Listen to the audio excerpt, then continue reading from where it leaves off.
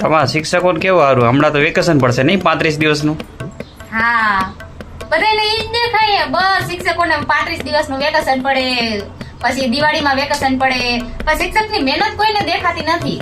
ચૂંટણીમાં તો કે શિક્ષક જાઓ, ફ્લડ ડ્યુટી શિક્ષક જાઓ, જાહેર પરીક્ષા શિક્ષક જાઓ, બાળકોની શિષ્યવૃત્તિની પરીક્ષા તો કે શિક્ષક જાઓ, પછી જે કઈ પરીક્ષા આવતી હોય બધે શિક્ષક, વસ્તી ગણતરી એમાં શિક્ષક જાઓ, પછી એસઆઈઆર ની કામગીરી હજી હમણાં જ ગઈ તો કે શિક્ષક જાઓ.